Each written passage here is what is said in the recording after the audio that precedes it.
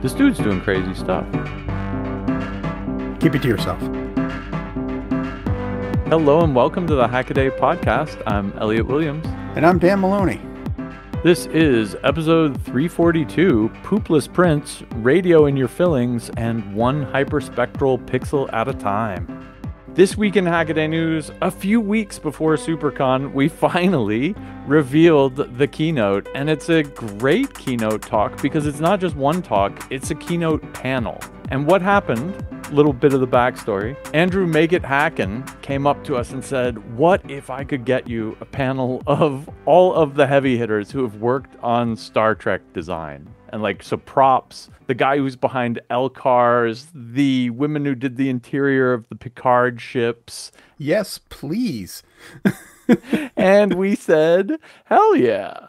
And so that's what we've got. We wrote this up on Wednesday. You can check it out. By name, we have Michael and Denise Okuda. Michael Okuda is the LCARS guy. Denise Okuda did a lot of Deep Space Nine. We have Rick Sternbach. Star Trek Next Generation is his spacecraft, new tricorders, new phasers, props, etc., etc. Liz Klakowski, who is new style Star Trek Picard, and resurrected the Enterprise D. We got Bear Burge, who has been a model maker with Star Trek for 40 years. He did Geordi's visor and Worf's weapons and things like that. Michael Moore, also longtime Star Trekker, also worked on The Hobbit and Beetlejuice, Gremlins, etc., etc. Longtime prop fabrication and development. You know, whether you're into sci-fi, whether you're into Star Trek, whether you're into props, whether you're into the movie industry, this is going to be an absolutely stellar panel. And we are so stoked to have that be our keynote this year. Yeah, when I scrolled down and I saw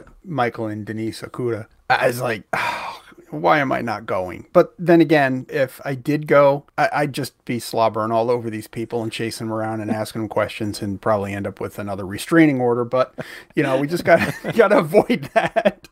But this is some heavy hitters here. This is real. Yep. I've got a book here someplace that Michael and Denise wrote on the design of Star Trek: The Next Generation, all the little bits and pieces and what they and it kind of goes into the science that was behind it. They tried to make everything work, with unobtainium and magic and all that stuff, but they tried to do some solid basis in science for the design, and I really respect that, and I would probably talk their ear off, so good thing I'm not going. Well, all of you who aren't able to attend Supercon, we will run this one live on YouTube, so you can absolutely watch the keynote from the comfort of your own home. You could probably even funnel questions to us. We'll be in the audience. We'll ask you. Okay. But any of you who are able to get down to Pasadena, if you're a Trekkie or just a sci-fi fan, or heck, just a Hackaday loyalist, you should absolutely show up. We can only do this once a year on each continent. So if you're on the American one, join us, I guess, October 31st to November 3rd in Pasadena, California. If you're in Europe, we will do that again this spring. And if you are anywhere else online, you can follow our live stream. We'll be streaming at least one stage worth of talks. I was just kidding about the restraining orders. Fantastic. Those have all been resolved. Oh, good. Quickly check if we have tickets. Tickets have always sold out. They also always sell out late because Hackaday procrastinators. Eventbrite says few tickets left, which I think means under 20. So if you want to get tickets, get them now. And stay tuned next week for the badge reveal, which is actually going to be super awesome too. Just get your tickets now. And so without further ado, let's head on off to What's That Sound? This is a journey into sound. What's that sound? What's that sound? Last week we played the sound for the first time. A whole bunch of people guessed. I'm going to spoil it for Dan. This one was, I think, one of the worst stumpers we've ever had. So, oh, thanks. Give it a listen and good luck.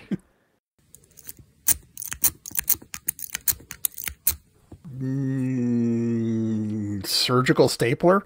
Nice. But no, it's not. But This week is wrong answers only. We got 45 entries. Of them, a grand total of 6 were correct.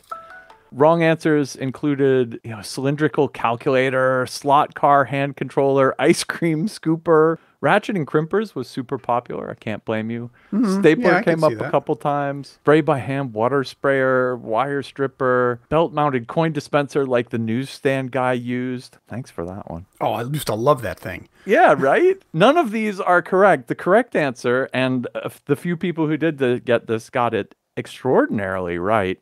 It's a person raking a lock. It's a person lock picking. It's up close. And in fact, it's a rake pick. Let's see. Raking a lock being picked, raking, someone raking a lock with a pick, lock picking, parentheses, raking specifically, someone trying to rake open a lock, and someone raking a lock. 6 out of 6. Everybody who said lock picking also said raking. So we could tell Wow. who the lock pickers in the audience are. Normally you try to get in with a pick and, set each pin individually, but that's basically silent. So I couldn't get anything good for lock picking. And I'm like, I'll do a rake and that whole scrunchy noise. That's like the little gun you put in and you pull the trigger and it. No, it's a pick with a wiggly head on it. And you just kind of go scrubby scrub across the pins and hope for the best. I can actually lockpick pretty well. I have never been able to make rakes work for me, but I've seen people do it. And you just sit there and you go squiggy at it with the right tension on the cylinder. And I think that's the key, is getting a feel for that. And eventually, the right pin jiggles into the right place, and then the cylinder kicks over a little bit, and you just keep repeating that. I've never had luck with it. I just don't have patience for it. Yeah, that's my problem. Anyway, congratulations to the 6 of you. Let's see who gets it. The 6 is awesome. I get a 6-sided die. Actually, this should be in What's That Sound? This is actually a clay die that my son made, so it's totally not fair. I apologize to whoever this goes against, but, I don't know who it's biased for, so I'm not affecting it. Number 6, congratulations to James Barker, someone raking a lock. Key Recto. Best name, Edward Hackaday Hands. No, let's see. Sorry, I don't have a clever name. That's a good one. None from the lockpicking lawyer? Check the winner names. Yeah, this one's short enough. People with the right answers include Punchy, Henry, Elliot's Marvelous Mountain of Tinfoil, Fern, Haymex, who entered twice, don't think we're not on to you, and James Barker. Thanks, everybody. David tried to pronounce my family name Obstralek. It's like Hungarian or something, and there is nothing but consonants, and half of them have diacritical marks on them. Thanks a lot. All right, well, my first hack this week is a little bit undersold by this title, in my estimation. SLM co-extruding hot end makes poopless prints. I mean, it does say poopless. That's got to be worth something. By Jan Goetz. This is a 4-color mixing nozzle that's designed so that the 4 different colors go down and don't mix with each other as they go out the hot end. So if you think of like a pizza cut into 4 slices where each of the 4 slices are different colors, or like a Trivial Pursuit thing if Trivial Pursuit only had 4 categories. It looks like that in cross-section if you use different color filament. And then because it's laminar flow as it goes through, it actually comes out like that. And so when you print using this, from one angle it looks red, and from another angle it looks blue, and from another it looks white, and from another it looks pink, or whatever colors you load into it. And that is really cool. It lets him do awesome multicolor prints. You can't really control the colors, but you control, of course, which 4 colors you do by loading them in there. And the video is basically just him exploring around what you can do with this thing. And it's really fun. He does a pyramid, of course, where each of the 4 faces is a different color. And this is, I guess, where the poopless prints comes in. If you thought about how you would have to do this with a normal color changing printer, you'd put down one edge and then you'd change, you'd purge, you'd reload the next color, you'd put down the next edge, you'd change, you'd reload, you'd do the next one, right? So you can't do vertical faces of different colors very easily with our normal filament switching technology. Whereas with this, it comes out just kind of automatically due to the geometry of the hot end. he pushes this a little further. He gets kind of different color CMYK color filaments and puts them up there, and then prints a round vase so that they smoothly go from one filament to the other and does get a rainbow out of it. It's really pretty cool looking. Makes a bunch of prints with embossed or debossed logos on them, and of course the sides are a different color from the face and they look really good. He makes some cool vases with 3D relief on them, look absolutely fancy. And then the question is just, what can you do with this? And he suggests, and a bunch of people suggest in the comments, and I think Tyler August, who wrote this up, suggests, boy, if you could only spin the head.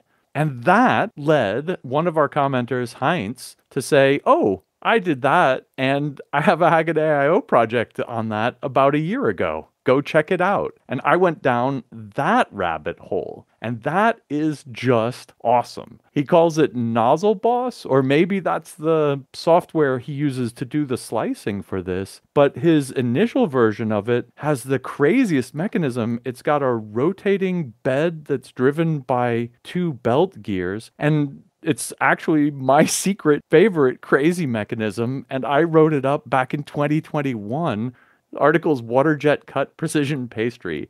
If you haven't seen this mechanism, you must. It's a big geared table in between 2 belt drives. And so if you run the belt drives at the same speed, it translates in like the y-axis on your printer here. But if you run them against each other, the disc rotates between them. And so it gives you a rotational axis for free, basically. Heinz's first machine here uses this rotating bed and the same sort of idea with a multicolor combined extrusion to get different colors out of the printer by just rotating the piece under it. He later goes on, or at least I think it's him, to make another machine where he has the head turned on a stepper motor. And there he's doing fantastic gradients between black and white and printing a person's face. And it is an amazing demo of what you could do with this technique. Jan Rutz here is not the first person to ever do this, but he's got 4 filaments in there. This old one is, maybe a little bit more primitive. It never really went anywhere, but he's got the slicer software for it. You two should get together.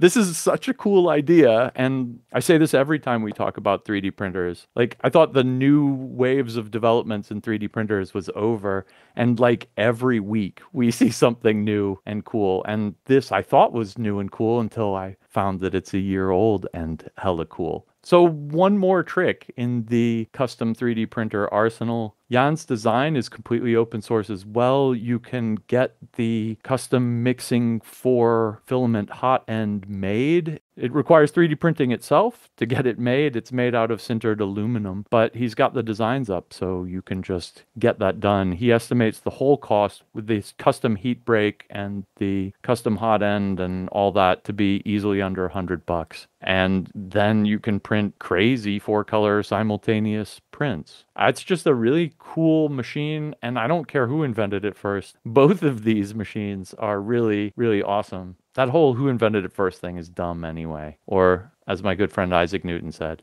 if I have seen further, it's by standing on the shoulders of giants. Well, I mean, that's, he does mention in the article here about being patent proof by releasing it into the public domain like this, and that kind of makes prior art claims easier to support, harder to support, whatever. It makes it obvious that this existed before, but Tyler buried the lead with this one because he just kind of throws out that Heinlein invented the waterbed and didn't patent it. Like, what? Where did that come from? I guess I'm going to have to look into that one because I believe it, but I don't know if I should. Yeah. It's new territory, folks. Brand new printing trick. Go nuts. Get in on the ground floor. Exactly. Until something else comes out next week, and then you'll get to see, that, right? Squirrel. All right, my first pick for articles is Wave Rider, scanning spectra 1 pixel at a time.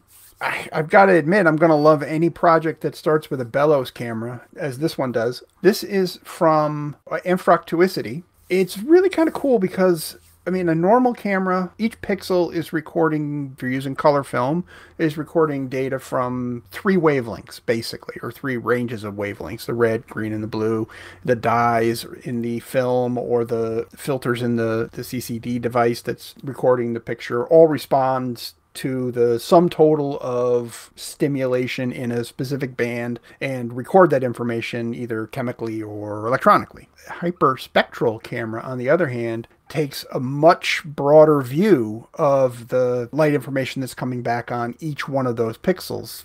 In this case, from 225 nanometers deep in the UV, all the way up to IR, and at 1,000 nanometers. And that's a lot of information per pixel. How do you handle all that? Well, this camera actually basically just rasters a sensor across the entire 400 by 400 pixel frame that's presented to it through this cool bellows camera, box camera. I guess the actual technical term is a view camera, but a lens on one end, bellows in the middle, and sensor on the other side, either a plate or a ground glass sighting screen or something like that. To get this to work, though, you've got to kind of play some tricks. And Amfractuosity did an XY gantry that's at the back of the camera, so at the focal plane of the camera, and moved the fiber of a USB spectrometer back and forth across the camera, pausing. I think at one point he said there was about 200 milliseconds per pixel to capture the spectrum. That adds up to a lot of time. 400 by 400 image would take 19 or so hours to capture all of the data. But once you do, it's kind of neat to see what an image actually looks like. Hyperspectral cameras don't really seem to have a lot of utility for the average picture taker. Usually they're used for things like satellites and airborne cameras that are taking pictures of crops, agricultural land, that kind of thing, to kind of get a plant by plant look at, what's going on with them in terms of growth and diseases, water use, that kind of stuff. So I don't know that there's a lot of utility for hyperspectral imaging for the everyday, but who cares? It's the kind of thing that you build if you build it, they will come. The uses will come. You'll find something to do with it. Take a look at the project and the images too that are coming off this camera. The cool thing that I thought about this video that's included at the bottom of the article is that it scans through the entire spectrum, so 225 to 1,000 nanometers, and every pixel in the image, a 400 by 400 image, at that wavelength, and then just continues on scanning through the wavelengths. And you basically see nothing for most of that, or you see random noise for most of the beginning part there where it's in the UV part of the spectrum. But then all of a sudden it hits the visible part of the spectrum and you start seeing the image, which is just a test subject. It's just a stuffed cat wearing glasses. But then it goes through the entire visible part of the spectrum and you don't really see a lot of difference between blue and yellow and green and red. At the IR end, it sort of dips out for a while and then all of a sudden comes back strong and weird because you're looking at the IR part of the spectrum and it's got that weird IR look, like if you see somebody who's taken the cut filter off of a digital camera and is taking pictures in total darkness of a human face, it looks really weird. You see blood vessels where you're not used to seeing blood vessels in person's face and their eyes look weird and everything else. And the test subject actually does look a little strange. I'd like to see maybe a cheaper way of doing it because this USB spectrometer that he picked up was a second-hand unit. I looked it up on Mouser. It's $2,000 brand new.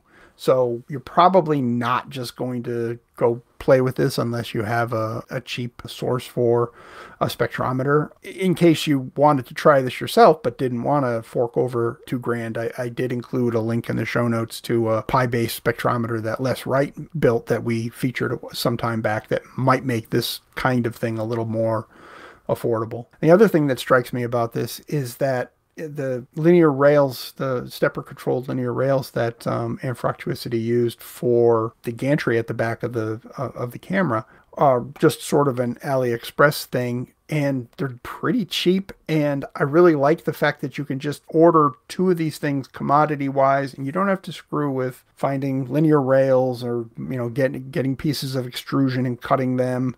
They've got stepper motor, lead screw, bearings, the whole thing all in one easy to purchase package. Bolt 2 of them together and you're on your way, with a little 3D printing for holding the fiber optics in this case. But if you just have a quick little XY project that you want to do, or XYZ, these commodity sort of linear rails are kind of cool. Like Dan said, you totally have to watch that video. I couldn't figure out. In the beginning, it's all noise, but that's because, how much coherent ultraviolet is there. And I don't know what kind of lens they're using, how much ultraviolet gets through that lens. I mean, maybe it's just noise, yeah, there's right? that too. But then that dip before it goes up into the infrared is really wild. I don't know what to make of that. I also really want to watch that video faster, or maybe like put it on some kind of a jog wheel, scrub wheel or something. So you can ping pong back and forth? And then colorize it accordingly. So that, you can actually like get a little bit more context. Because I know what some nanometers are in colors because I played around with lasers enough. But, you say to the normal person on the street, quick, what color is 455 nanometers? And they're going to be like, huh? So yeah, and I feel a little bit that way. I played around with a lot more blue lasers and red lasers, but in the middle of the spectrum, I'm totally lost. Like I know where green is, I know where red is, but yellow. Anyway, I figure it's in the middle somewhere. Really, really cool build though, and I love these kind of flying spot cameras and minimal sensor, multiple collection kind of arrangements. We've seen a bunch of those on Hackaday. In the comments, someone said that, or actually maybe it was in the article that Anfractuosity wrote that we based this on, there's apparently some sort of hyperspectral camera or hyperspectral imaging that's coming out that's going to run on your smartphone. How right? is that going to work? I mean, I'd love to find out technical details about that. Find out if it's true, first of all, or if it's just somebody coming up with a marketing term or something like that to sell the next iPhone. But still, how would that work? They might have other camera sensors in there for facial recognition and stuff. Because I know that was one of the things they do for human biometrics is it's easy to fake out with a picture, but it's a lot harder if you have to also produce infrared, right? And so people's faces look different in UV and infrared, like you said, right? They look freaky and you can see veins and stuff. And they definitely use that for biometrics. So maybe they have this hardware on the cameras already? Question mark? Maybe. Wild guess. I don't know. Yeah, and just as an aside, pictures of Abraham Lincoln are distorted because the films or the emulsions used at the time of all his pictures were sensitive to IR or UV, not sure which one. Because they made his face look way craggier and way weirder than it's supposed to. So that classic picture you have of Abraham Lincoln in your head doesn't really look like him. He didn't look that bad. It's just that you were seeing, his vasculature under the skin and other features under the skin that you wouldn't normally see. That's I should try to find the article. It was very interesting. Explaining how it worked. And I really like the idea to present the hyperspectral image as a time lapse. Like I was saying, you could scrub through it. It's just an interesting problem. Like you've got 3 dimensions of data there, right? Like you've got X, Y, and then you've got spectral in the other direction, and you can't do it with color like we're used to because it goes out of our color range. So what do you do? It's cool. I really like watching this video. It also just for the, information display idea.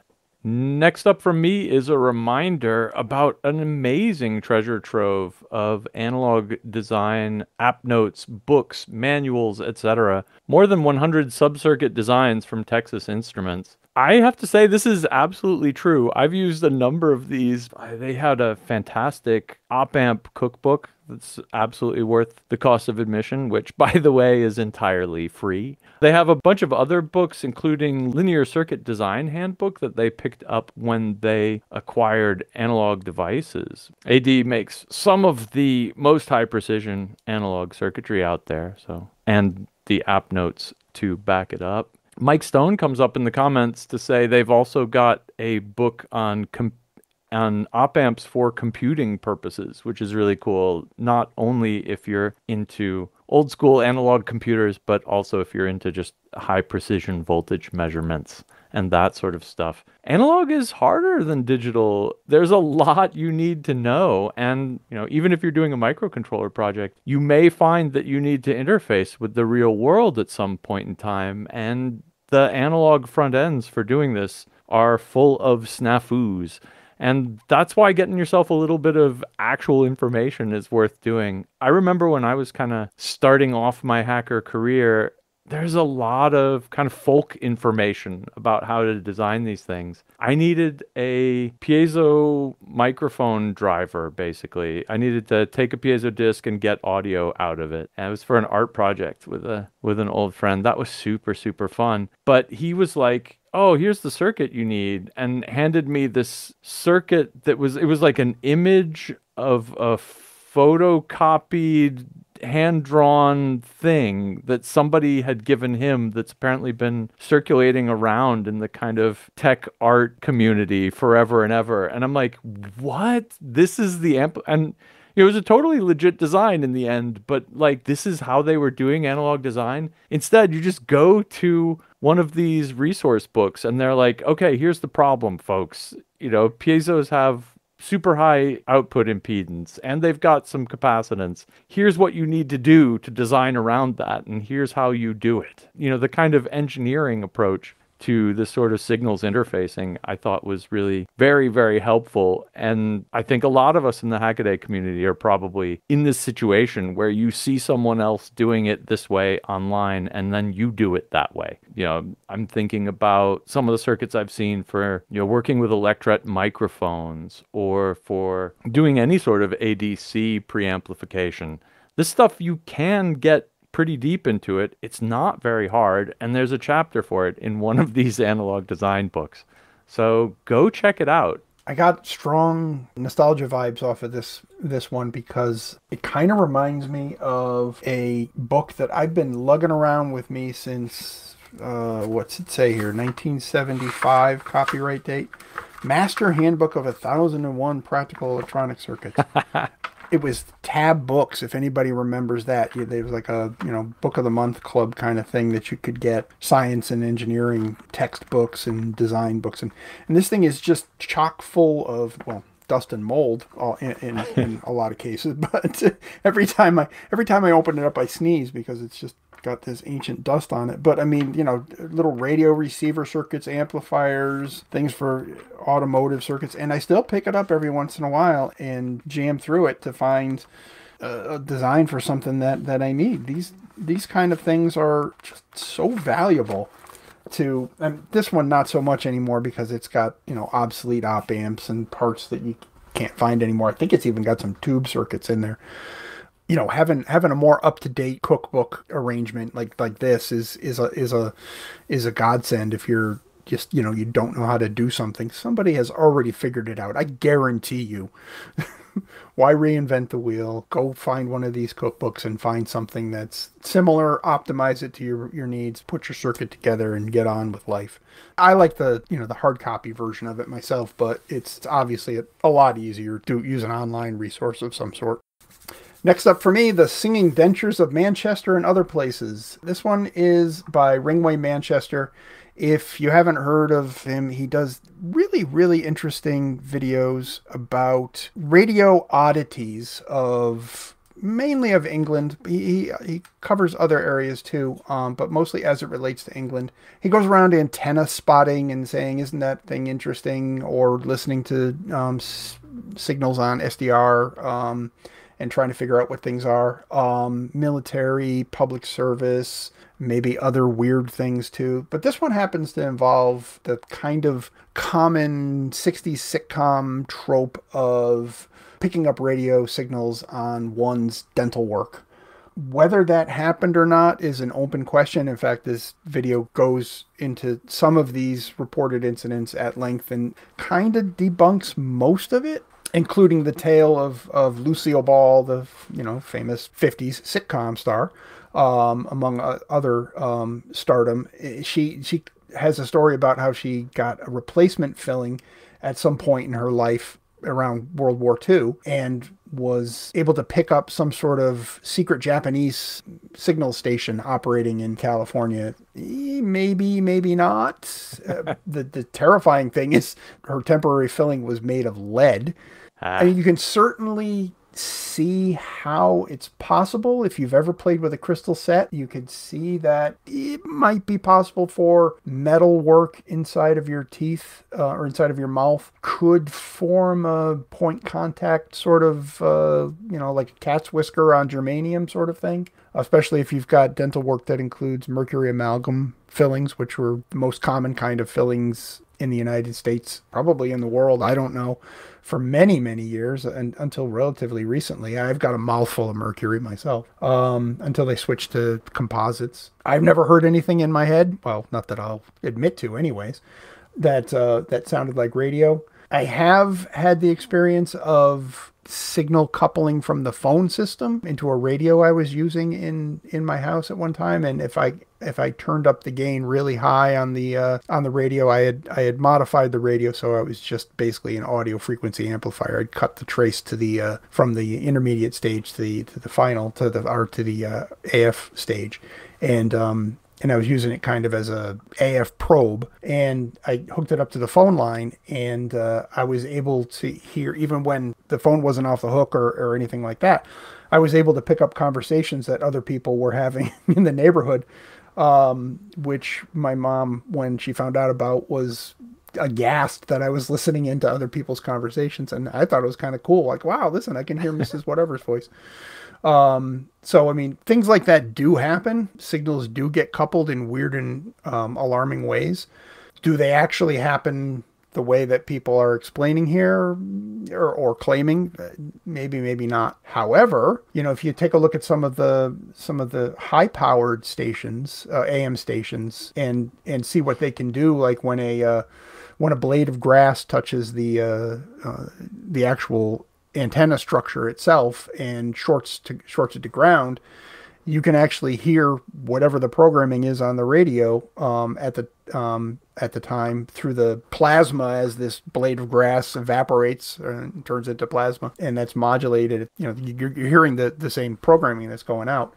The Geerlings did it. Jeff Geerling and his father did a thing where they took a hot dog on a stick that was connected to ground and touched it to an AM tower that was powered up and broadcasting, and you can clearly hear the programming through the burning hot dog. His hot dog's death cry was the AM broadcast. So is it possible?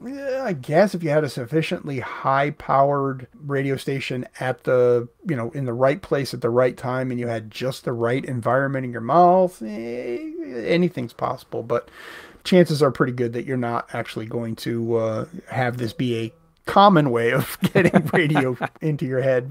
Better use your Bluetooth earbuds to accomplish that. Haggaday does not recommend trying to make a point diode out of your dentistry. Yeah, is it possible? I mean, I think the problem is it's one of those things where, the exact circumstances to replicate it are so evanescent that I don't think anyone's ever going to prove it's possible. But then, of course, you can't prove it never happened either. So right.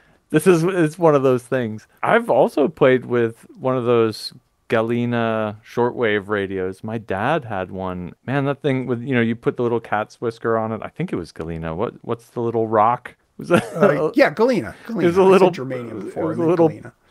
Purpley, slightly crystalline rock, and you had to put the cat's whisker on it. And if you did it, sometimes you got a signal, and if you did it other times, you didn't. And that was my sum total of the experience with it. And I was just getting local AM radio stations. I don't know. Maybe I was just getting whatever was strongest. Now that I think about it, this was so far back in my youth that I cannot remember the details. He's still got that radio kicking though. It's on his desktop.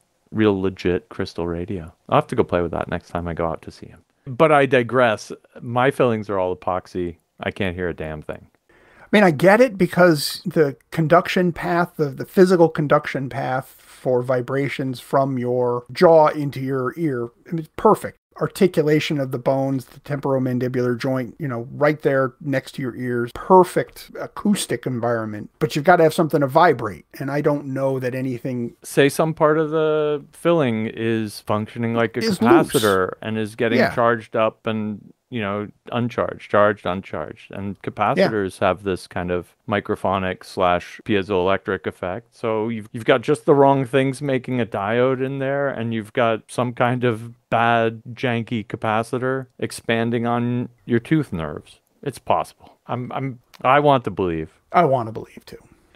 My last hack comes in the form of a new video printing an air-powered integrated circuit for squishy robots from Soy Boy Soft. And we've covered a video of his before where he was making custom silicone parts with 3D printed molds and all sorts of fancy stuff for making pneumatic robots. And one of the things that was really cool out of that was that he got a two-state foot knoppy sort of thing that when you put pressure on it and remove pressure from it, it would bend in a way that made it kind of advance. And it's a little bit kinked in one direction, so it always goes forward. At the end of that video, he had 6 of them linked up and 6 air hoses up to this little robot and was making it walk around. And that was pretty cool, but 6 air hoses, come on, that's lousy.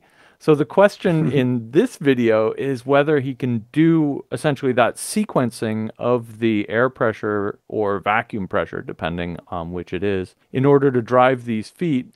But he can do that sequencing on the robot without using any electronics. So that's what's going on here. And what's fun about that is it means that everything, all the valves and stuff on the robot are kind of analogs to electrical components and vice versa. And so what he ends up making is basically a ring oscillator where if you have an inverter, if you think about it, it gets, positive on its input, it puts out negative. And then you take another inverter and you put that after that, and so it gets negative and it puts out positive. And then you put another inverter after that and it gets positive and it puts out negative. And then you can connect that back up to the first one. And so you make a ring out of it. Each one's inverting a signal and passing it on to the next one, as long as you have an odd number of them.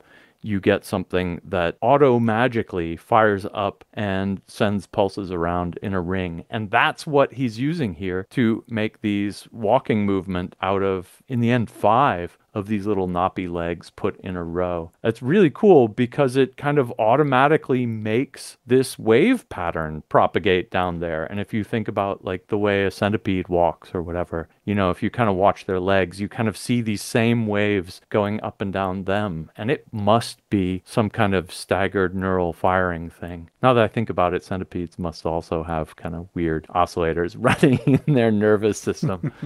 I'm not sure how far I'm going to push that one. But biologists out there, let me know how centipedes work. Anyway, the point is here, it's a lovely parallel to the electronic circuits. And so to make the inverter, traditionally the easiest inverter is basically a transistor, and you pull voltage, in this case air pressure, off of one side of it and you control it with another. Maya, who wrote this up, points out that transistors, especially the old vacuum transistors, are called in British English valves, and that's no mistake. These are like vacuum actuated valves, but in the electrical analog here, they're kind of transistors.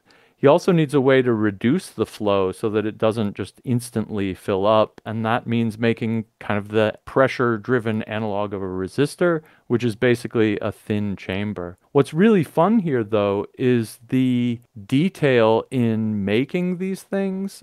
Air pressure or vacuum is the analog of voltage in this system. Then, you want to measure that on the front end and the back end of the resistor to kind of calibrate how much resistance you're getting out of it. And so he ends up 3D printing a bunch of these tiny little tubes to serve as airflow resistors and then calibrating it out using a pressure sensor. So he can actually figure out what size he needs to print to get what flow through there given what vacuum. It's really, really cool. There's just a whole bunch of neat engineering problems that get solved in this video, and he points them out with great glee because he obviously spent some real time getting to that point. the propagation speed here is fortunately slow enough that, the robot can walk. Its legs aren't just going brrrr like that, but actually kind of a nice walking gait speed, which makes me think, having played around with the electrical systems, that there's probably a capacitance in this system as well somewhere. So like the traditional ring oscillator, you reduce the amount of current flowing out of one inverter with a resistor,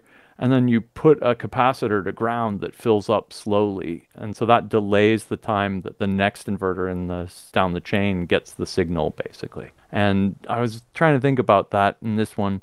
And he's got all of this flexible hose tubing in between the different stages. And my secret guess is that he's got a third secret soft component in there in terms of these flexible tubing in between the inverters. But anyway, lovely, lovely, lovely build, and makes his robot work on one air hose. So congratulations there, and can't wait to see where this gets pushed next.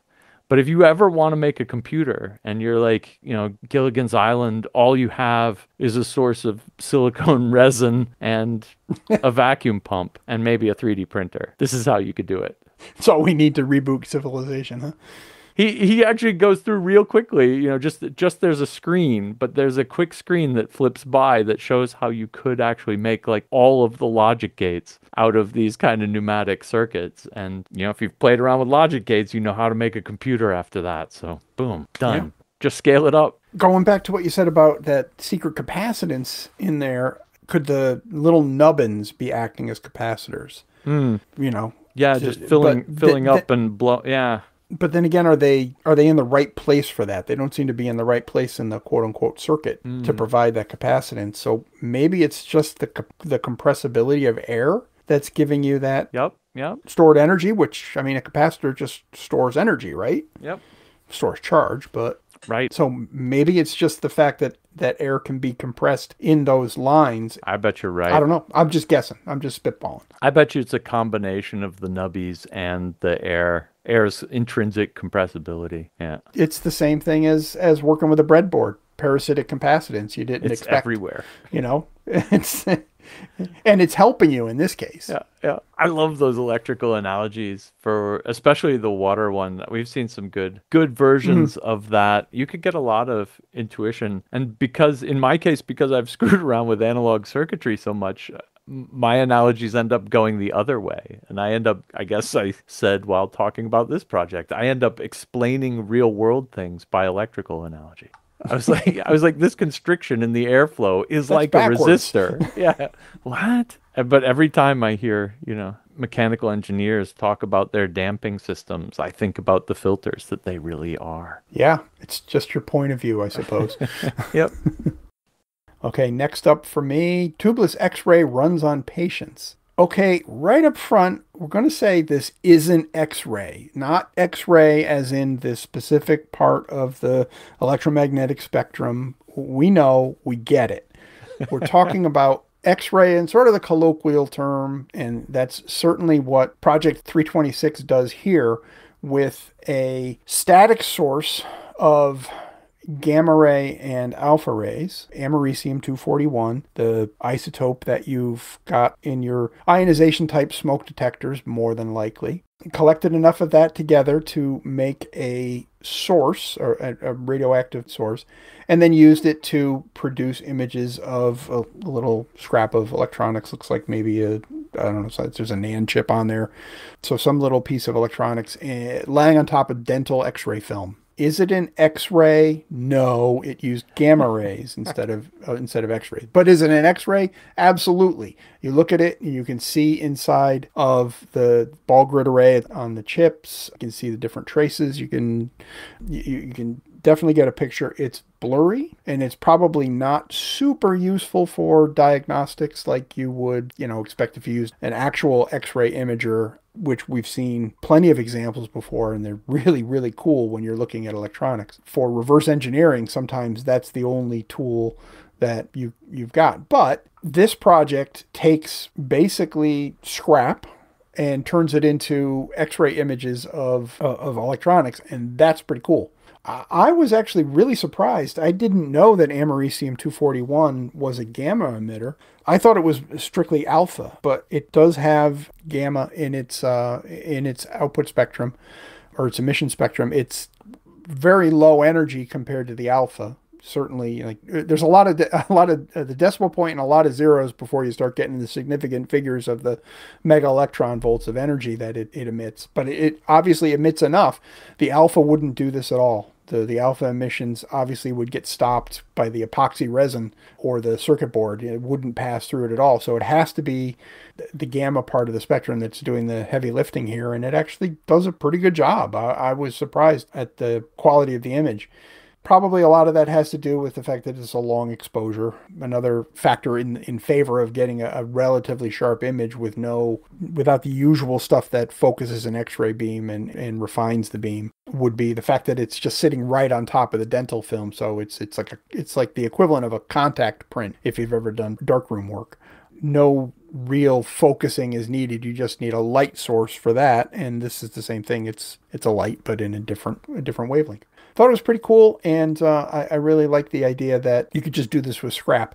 Should you do this? You should be careful because you don't want to inhale an alpha emitter. So these little pellets that are inside the smoke detectors are, not to be fiddled with. If you make dust and you inhale that dust, even though it's just quote unquote an alpha emitter, then you've got an alpha emitter sitting intimate contact with your lung tissue, and you really don't want that. So you do need to be careful when you do stuff like this. But of course, if you do want to go on and make a legitimate X-ray machine, we've covered projects like that before. I'll throw those in the show notes for this one too. I absolutely love that this exposure took 2 days. Like I used to do a lot of pinhole photography back when I was a kid, and all the light's passing through this tiny hole, so it's not much light. So it takes minutes to take a photo. 2 days, that's a long exposure. So kudos to that. I also love that he takes a radiation detector and puts it up next to it and shows that it's basically not above background at all. I guess they must store dental X-ray film in a lead container or something. Like they must shield it from background radiation now that I think about it, because, there is some amount of radiation that would otherwise fog the film floating around us all the time. I wonder how sensitive they are to that. I mean, do they open them up or something? Do they come in a little foil pouch? I've never played around with X-ray film. I need to do this. Yeah, the film packages come, they used to anyways. This is a long time ago for me when I was an X-ray technician. The film comes in a cardboard box with a pouch inside, and the pouch is kind of like a Mylar, like a stiff foil. I think that provides some shielding, but where you store it is the more important thing. Inside a steel cabinet, as long as you don't have any super emitting sources nearby, which you shouldn't, it's usually okay. And I'm sure dental film is stored in the same kind of pouches too, or same kind of cabinets. That's really cool. I wonder if some of the fuzziness is because it isn't really a point source. I mean, it's kind of evenly illuminated. He has the little 10 capsules spread all the way around, which I guess you want on one end because the source is so weak that you kind of want nice even illumination. But I bet because the thing you're taking a picture of is 3D and the illumination is so close to it, I bet you get a lot of gamma rays coming in off the side and making your picture fuzzier too. So I think there's probably, I don't know how directional each of those little americium cans are, but I wonder if there isn't a way to do it. On the other hand, I think the way to do it is you just make an X-ray tube and make something that puts out just a whole crap ton more X-rays so that you can pull it further away so that you can cast less of funny angle shadows. So the right way to make an X-ray machine may be to make an X-ray machine. And this is clearly the wrong way, and that's, I think, what's lovely about it. So maybe I should stop trying to improve it.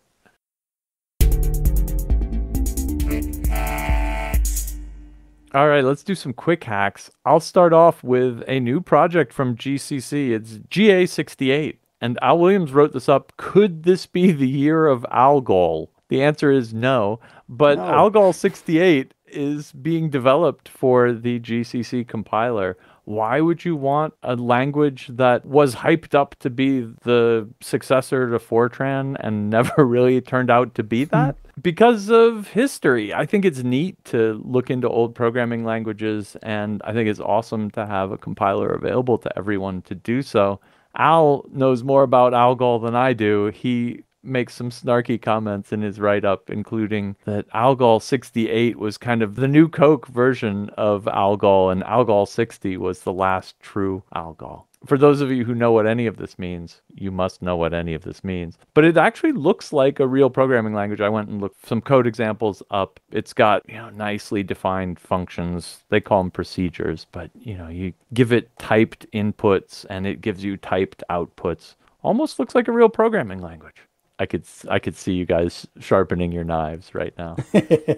Next up, James Bowman. How bad can a 60-cent knockoff ADS 1115 ADC be? James ordered a bunch of bargain barrel 16-bit analog to digital converters and was testing them out to see if they were any good. They were mostly good. The amplifier, the digitizing, all that sort of stuff worked. They had a higher than normal absolute error in them. And he kind of says in the end, well, that's something you can just calibrate out and use them and it should be just fine. I think that's probably right. And I think that points to them being factory rejects rather than outright counterfeits. But for the price, I think they're kind of nice. But I don't think you should be supporting people who sell you factory seconds as if they were factory firsts. Next up, it's Danik. RFI disk when floppy drives go contactless. This is just a weird nostalgia project that uses floppy disks with RFID tags in them to actuate an Arduino that then over USB tells his computer to do something. So like you want to play Doom, you pick up the Doom floppy, you stick it in there. That's it. It has nothing to do with Doom or anything else. It just sends an RFID code to a listener on his computer that has a lookup table that says, okay, now run Doom. It's a pretty cool and agreed nostalgic way of launching software. I was going to say I've seen sillier USB devices, but I'm actually not sure that's true. And last up, University of California, Irvine with a security attack that turns a mouse into a microphone. If you have a super high resolution gaming mouse, it maybe would wiggle around with audio in the room. And if it's got a super fast update rate, you could possibly listen to audio over the mouse. This is a proof of concept. It doesn't work out super well, but the fact that it works out at all is pretty cool. They get something like a 60% success rate in identifying what people are saying in the room.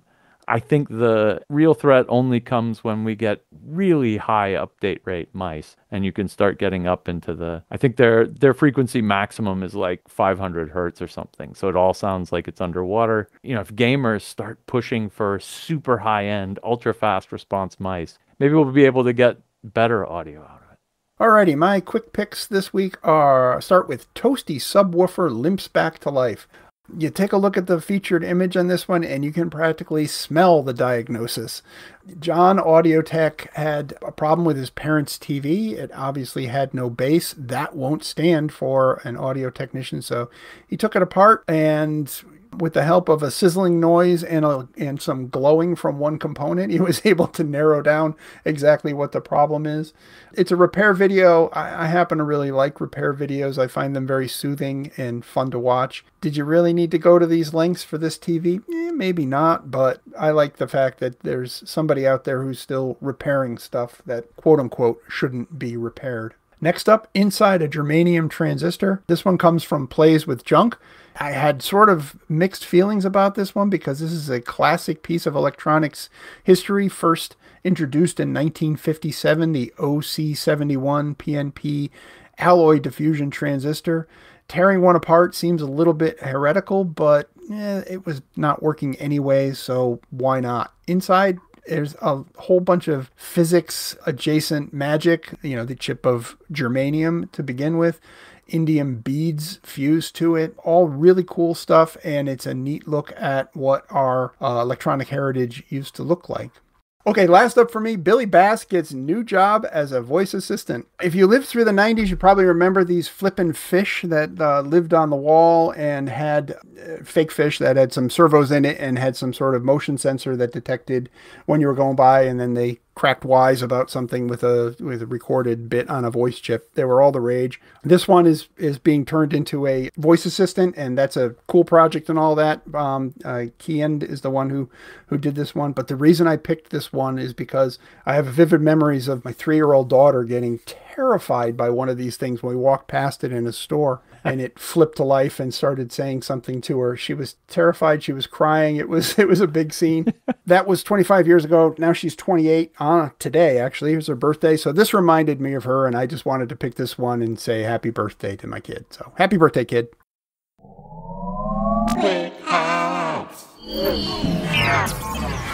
All right, well, that brings us to our Can't Miss articles. These are long-form pieces written by our fantastic Hackaday writing staff. This week I picked Maya Pasha's somewhat critical Rubik's Wow Cube, What Really Makes a Toy. You could put this in your scientists were so obsessed with whether they didn't think about whether they should files, because this is basically a 2x2, as some of our readers point out, by 2.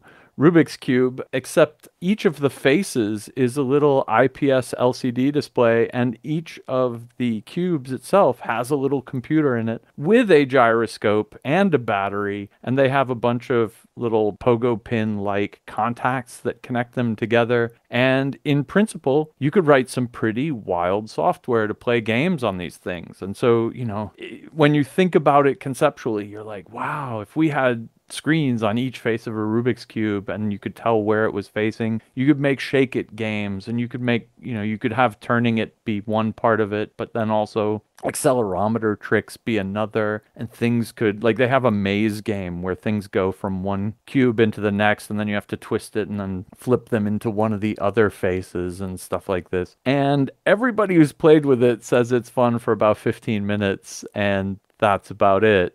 And that sounds okay if it's like $10 or $15. But the problem is, if you've done the math, 3 of these little screens per face times 8 faces, 8 computers, 8 batteries, 8 IMUs, markup, the whole mechanism to make it work ends up costing like $200 new. And oh no, $300. Yoicks. Yeah. And it's just, in that sense, total overkill. And I think Joe Kim, our artist, hit it with his image for this one. I just told him what the thing was, and he ended up drawing it with a guy's holding one of these cubes up. He's got a power glove on one hand, and he's got the Apple iVision goggle things that cost $4,000 on his face. And it's just, yep, touche. These are all of the tech things that would have been so cool if they weren't just so outrageously expensive, and if they had their killer app, and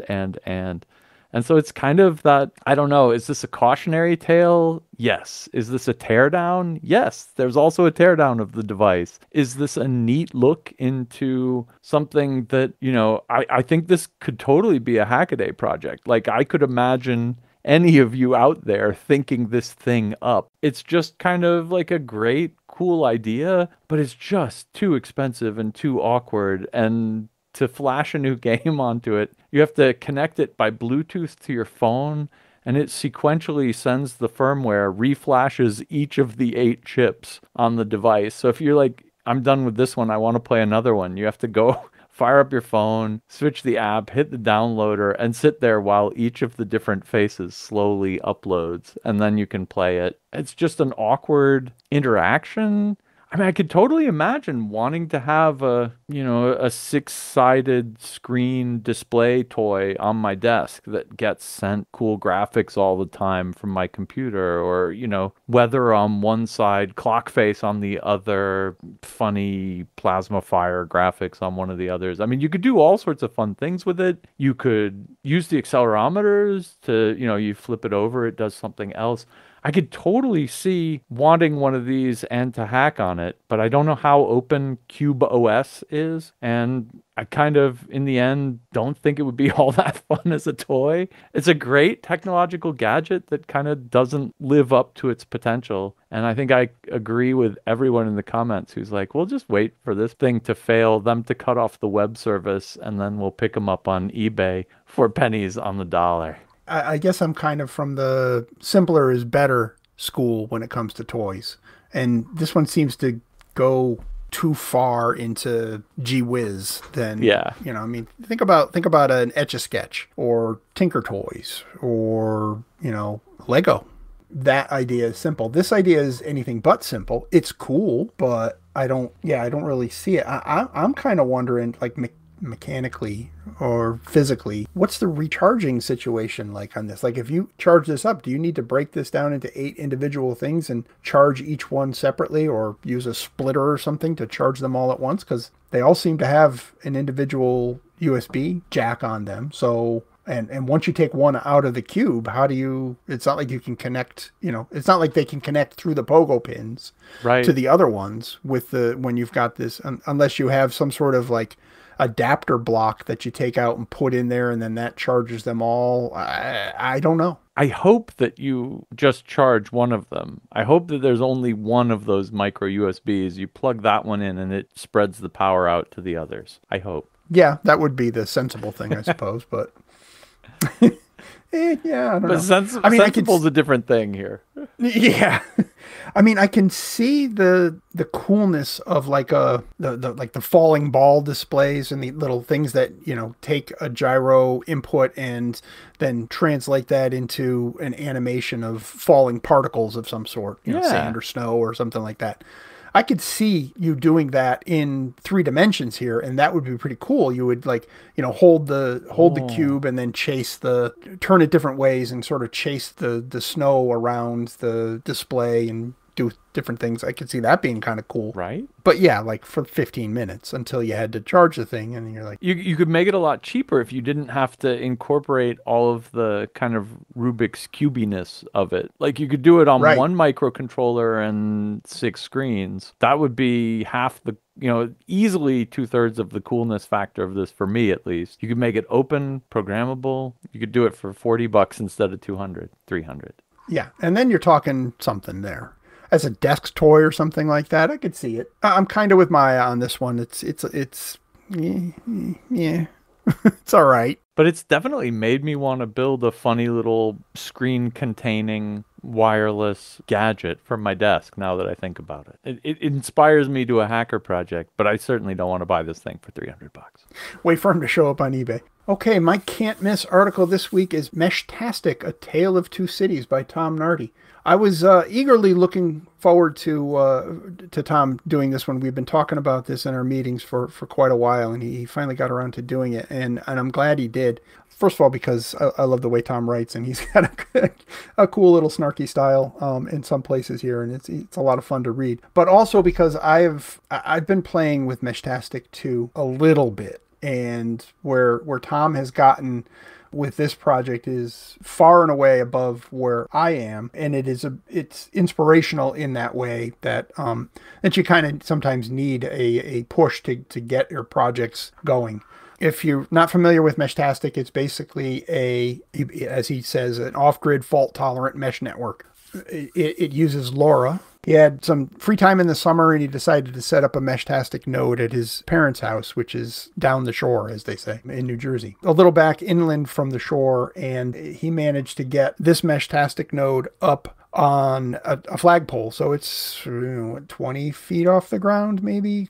So anyways, he got the antenna up high, and to his great surprise, being out here in the middle of nowhere in the sort of the Pine Barren area of New Jersey, he managed to get a whole bunch of nodes pop up. And some nodes as far away as Philadelphia, which is 50, 60 miles away. I think that was probably helped in great part due to the flat terrain of southern New Jersey. It's like Florida flat down there in places.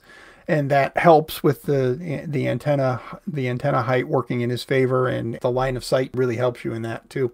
But anyways, he got a bunch of nodes that popped up, and he had some conversations with a few people. That really jazzes you up. Let's do this at home, and maybe I can even, from my home 60 miles away, he says, maybe I can actually, make contact with my parents, or at least, use their node at their house. Well, he got home, set up a node on the roof of his house, get it up as high as possible, and he got nothing. And even with a node, purposely set up only a mile away, one of his friend's house, he was unable to get anything from that. So the difference between a rural setup and an urban setup really shines in this, or you can really see the difference in this example. Is it that going to be that way for everyone? Absolutely not. There should be plenty of nodes in his area, which is not too far away from Philadelphia, if I'm not mistaken. I have tried a Meshtastic node myself here where I live, which is similarly flat until it's not. There's mountains on either side of me, so but the valley floor is very flat. When I tried with just a very simple setup, the minimal antenna hanging out a window, not elevated above the ground at all, I was managing to get a fair number of nodes that popped up. It was only 2 or 3 at the time, but it was a non-zero number, and I was surprised that it was anything at all. I think if I probably, if I get my node, which I, cheered on, but I had the same experience as Tom, cheered on by the initial success. I'm kind of like, okay, well, now let's build something. And I built a node, power over Ethernet, an actual antenna instead of just the little stubby antenna that they give you, a, weatherproof enclosure. And I've got it on a mast that's ready to go on the roof of my house and plug it in. I just never did it. I ran out of time and I got onto other projects. So I'm relatively confident that when I put this up on the roof, I'm gonna get some contacts. But then again, I'm not sure. Maybe I'm still the only person in the area who's interested in Meshtastic, and everybody else has given up and taken their nodes down, or they haven't been maintained, or whatever. And I'm going to get disappointed like Tom was when he moved his setup to his house. But having access to a grid that doesn't require any infrastructure other than radios connected to solar power is an intriguing and interesting possibility, and it's worth putting some effort into to see if you can get other people enticed into the network and start using it. I think radio is like real estate. It's location, location, location, right? And so yep. he puts this radio out on a mast in his parents' place in the middle of nowhere by the ocean. So the ground is perfectly reflective because it's saturated in water and there's nobody else around to make spurious noise. And I think that was one of the things he mentioned when he was talking about his location by his house, is there's also just a lot higher noise floor. And so he can't, he has trouble picking up faraway signals because the local signals are so strong. That, of course, is a problem. That said, LoRa is crazy. I fly model airplanes and quadcopters, and the dominant radio control link now is LoRa, and you can easily go I won't say how far you could go on 25 milliwatts because it is certainly not legal in any place I've ever lived to fly as far away as one can possibly fly on 25 milliwatts. But it uses these funny up and down chirps as the modulation source, and they're so easy and robust to demodulate that it transmits, quote, below the noise floor, but that's kind of a misnomer. It's doing averaging over time and stuff like that. But that's not the point. The point is it's a phenomenal radio system, and I share your enthusiasm about it. It's a fun idea to put up a system of repeaters so that people can just talk to each other. And it does remind me of the APRS system before, which is a ham radio system for broadcasting small bits of data, and it hops from one radio to a repeater to a repeater to a repeater and hopefully to your destination. These days, the cool thing about APRS is that all the data ends up basically online as well. And so you can go from a small radio, if you're lucky enough to hit a repeater with an internet connection, then that data is available for you to check out from, anywhere you have internet. And Meshtastic can also do that. They have an internet bridge, but a lot of people like you, like Tom, are kind of interested in not using it for a one-way communication, but using it for real two-way communication off the grid. And I think that's cool too. Yeah, I mean, those long hops he got from his parents' place to Philadelphia must have been 2 or 3 or 4, or I don't even know how many hops in between. And so that's a pretty cool demonstration of how a strong, robust amateur mesh radio network like that could work. And I think that's really the promising part about any of these kind of community-driven meshy setups, right? It's the more people you get in on it, the better off it's going to be. And the cost of entry in Meshtastic's so low. I mean, Tom's putting things up on his roof with a mast and doing it up, professionally, but you don't even have to do that. You can just stick one of these cheap units with a solar cell up on a pole in your backyard and see what you get. Is something better than nothing? Yes. Will that cost you $15? Yes. Why wouldn't you do it? Yeah, exactly. Yeah. Okay. That's a project. Then off you go. After I take care of all my other projects, I will get this thing on the roof and see if anybody is on the air. And fun fact, the Meshtastic logo plays on the look of the signal on a waterfall display because of that chirping up and down, weird thing. The slopes on the M. Yeah, well, Gotcha.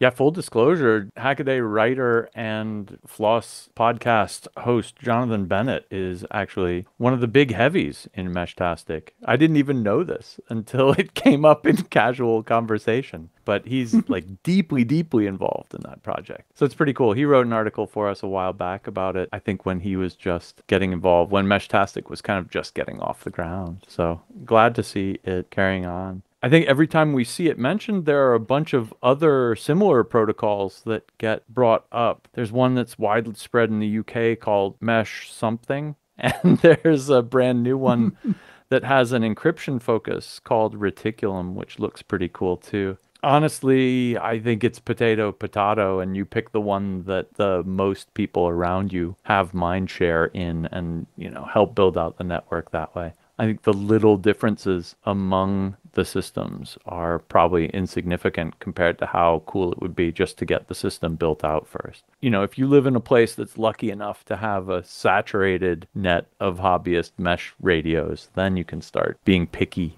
about what the protocols are. I think it was Jerry Ellsworth who is super active in a network where she is, and she had a screen up that had hundreds of nodes on it that she was reaching. And I stick mine out the window, and if I leave it out there for 2 days, I get 2 nodes, and one of them was just driving by, and the other's far enough away. I actually know where one of them is, and it's far enough away that I only get a signal from it when the weather's really, really, really good, and we get really lucky. It's just at the edge of receivability, and one was a drive-by.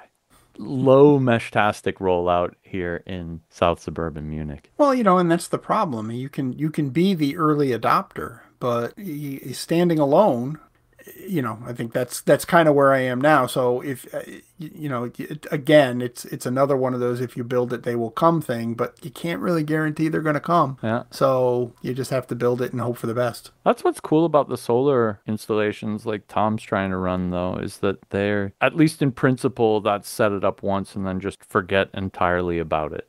If it charges its own batteries, you're good to go. So that has a certain appeal to it. Something badge has LoRa can probably be used as a Meshtastic node after the conference. Yeah, then we'll have our saturation. That's right. Yeah, totally. 500 little mesh nodes out there. I tell you what. All right, spoiler, Hackaday badge has a LoRa radio on it, and it will probably support Meshtastic after the conference. There, you did it. that does it for this week's Hackaday podcast. Thanks very much for listening. If you have anything we should write up, send it to us, tips@hackaday.com. And if you want to follow any of the links here, head on over to hackaday.com/podcast. And until next week, Keep on hacking. and when life gives you lemons, make an Ask Hackaday. That was kind of dumb. Oh, it's Microsoft Teams. Teams, boo. Fancy. We're scanning one It's Alrighty, mine. Alrighty. Our last up is Billy Bass. Pause. Billy Bass. Am I saying bass? I'm saying bass. You know, You said it twice. Go back. He's a bass fish. I just came off of audio and I'm saying bass instead of bass, or bass instead of bass. Oh my God. It's like Celtics and Celtics. Starting over. It's bass, right? It's bass. It's bass.